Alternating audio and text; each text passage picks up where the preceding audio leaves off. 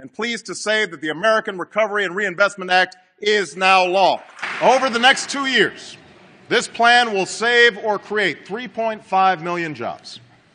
More than 90% of these jobs will be in the private sector. We have launched a housing plan that will help responsible families facing the threat of foreclosure lower their monthly payments and refinance their mortgages. We will double this nation's supply of renewable energy in the next 3 years, an investment that will spur not only new discoveries in energy, but breakthroughs in medicine and science and technology. We will soon lay down thousands of miles of power lines that can carry new energy to cities and towns across this country. And we will put Americans to work, making our homes and buildings more efficient so that we can save billions of dollars on our energy. It will launch a new effort to conquer a disease that has touched the life of nearly every American, including me, by seeking a cure for cancer in our time. And it makes the largest investment ever in preventive care, because that's one of the best ways to keep our people healthy and our costs under control. It's a commitment that's paid for in part by efficiencies in our system that are long overdue. I held a fiscal summit where I pledged to cut the deficit in half by the end of my first term in office.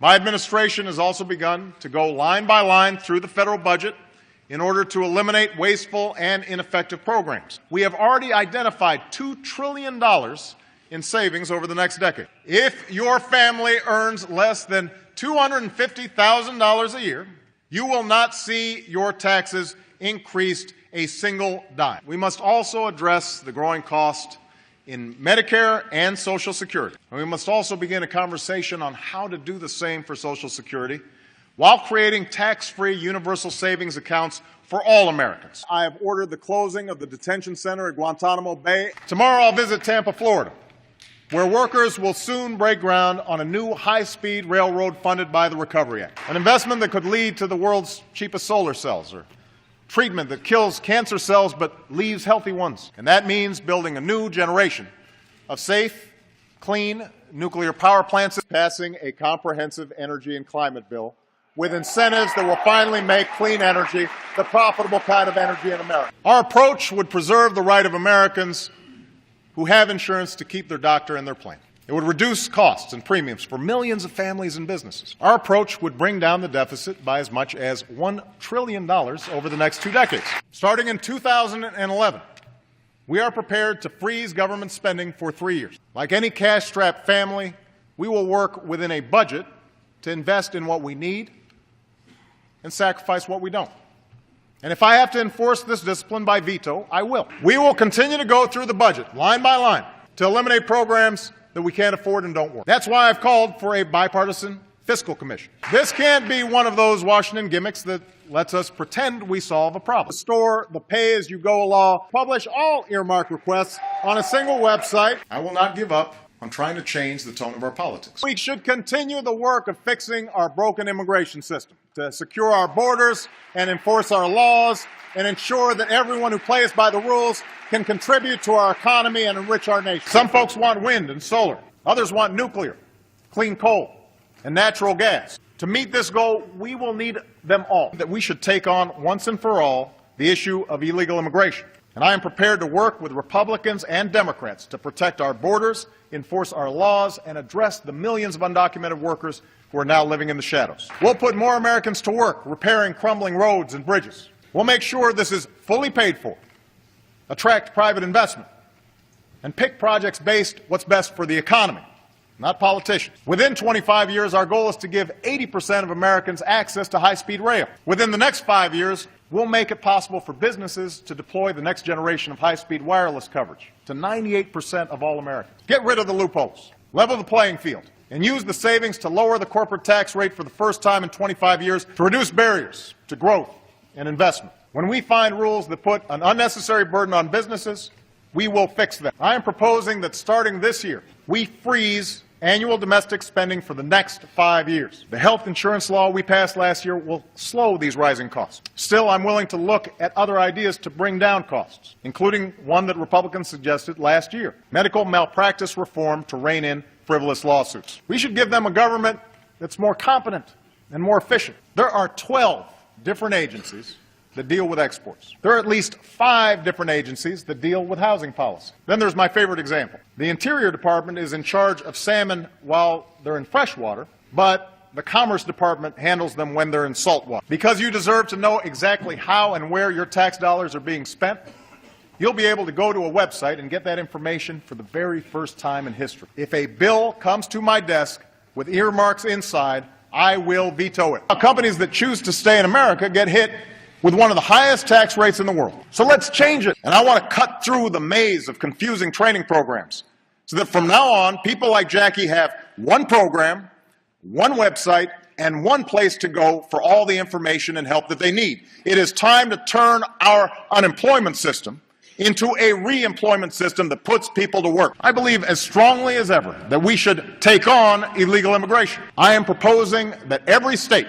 requires that all students stay in high school until they graduate or turn 18. Directing my administration to open more than 75% of our potential offshore oil and gas resources. This country needs an all-out, all-of-the-above strategy that develops every available source of American energy. We have a supply of natural gas that can last America nearly 100 years. And my administration will take every possible action to safely develop this energy. I've ordered every federal agency to eliminate rules that don't make sense. We'll also establish a financial crimes unit of highly trained investigators to crack down on large-scale fraud and protect people's investments. I've asked this Congress to grant me the authority to consolidate the federal bureaucracy. We need to end the notion that the two parties must be locked in a perpetual campaign of mutual destruction. On Medicare, I'm prepared to enact reforms that will achieve the same amount of health care savings by the beginning of the next decade as the reforms proposed by the bipartisan Simpson-Bowles Commission. We'll reduce taxpayer subsidies to prescription drug companies and ask more from the wealthiest seniors. We'll bring down costs by changing the way our government pays for Medicare. We should do what leaders in both parties have already suggested by getting rid of tax loopholes and deductions for the well-off and the well-connected. Now is our best chance for bipartisan, comprehensive tax reform that encourages job creation and helps bring down the deficit. That's why my administration will keep cutting red tape and speeding up new oil and gas permits. I propose we use some of our oil and gas revenues to fund an energy security trust that will drive new research and technology. I propose a Fix-It-First program to put people to work as soon as possible on our most urgent repairs. I propose working with states to make high-quality preschool available to every single child in America. I ask Congress to change the Higher Education Act so that affordability and value are included in determining which colleges receive certain types of federal aid. The time has come to pass comprehensive immigration reform and raise the federal minimum wage to $9 an hour. Let's offer incentives to companies that hire Americans who've got what it takes to fill that job opening but have been out of work so long that no one will give them a chance. Let's put people back to work rebuilding vacant homes in rundown neighborhoods. We'll give new tax credits to businesses that hire and invest. We'll work to strengthen families by removing the financial deterrents to marriage for low-income couples, and do more to encourage fatherhood. And by the end of next year, our war in Afghanistan will be over. Our government shouldn't make promises we cannot keep, but we must keep the promises we've already made. Let's work together to close those loopholes, end those incentives to ship jobs overseas, and lower tax rates for businesses that create jobs, and take the money we save from this transition to tax reform to create jobs rebuilding our roads. But I'll act on my own to slash bureaucracy, and my administration's launched 2 hubs for high-tech manufacturing. Tonight I'm announcing we'll launch 6 more this year. Let's do more to help the entrepreneurs and small business owners who create most new jobs in America. There are entire industries to be built based on vaccines that stay ahead of drug-resistant bacteria or paper-thin material that's stronger than steel. And let's pass a patent reform bill. Businesses plan to invest almost $100 billion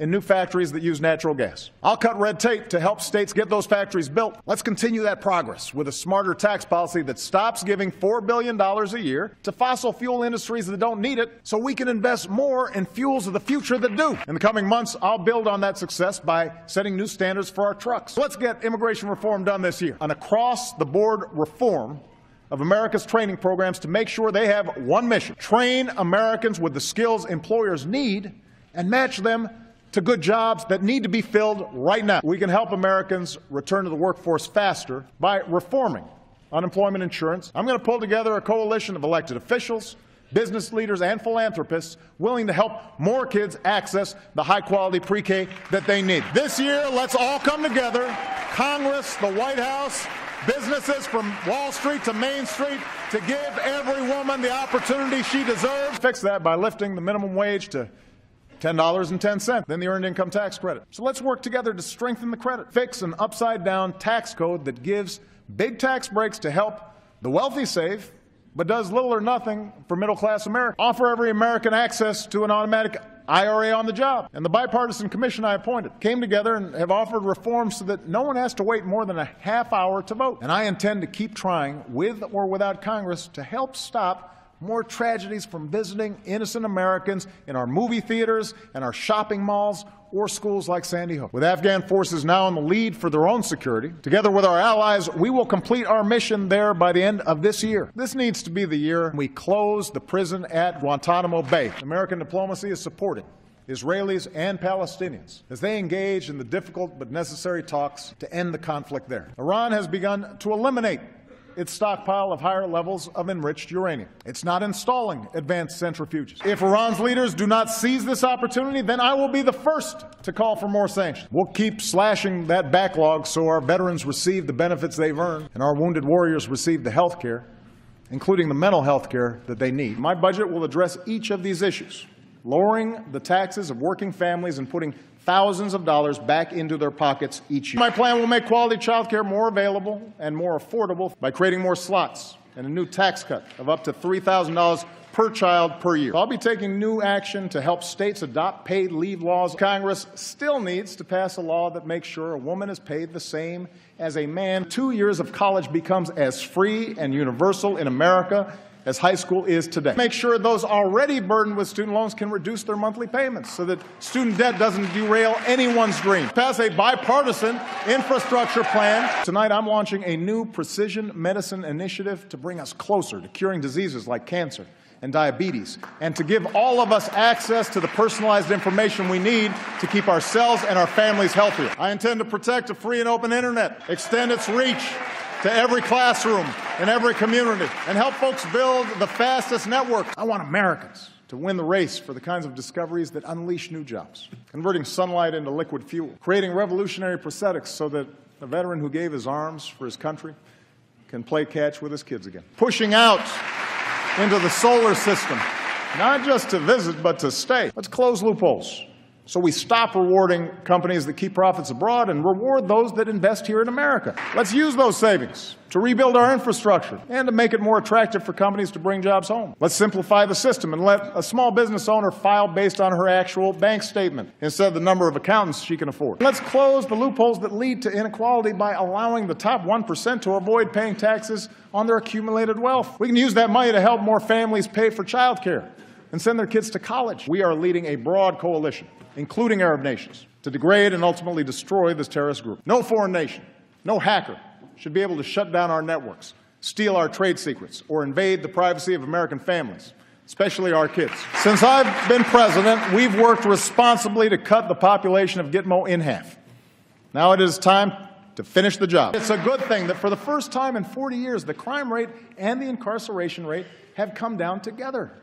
And use that as a starting point for Democrats and Republicans to reform America's criminal justice system. And I commit to every Republican here tonight that I will not only seek out your ideas, I will seek to work with you to make this country stronger.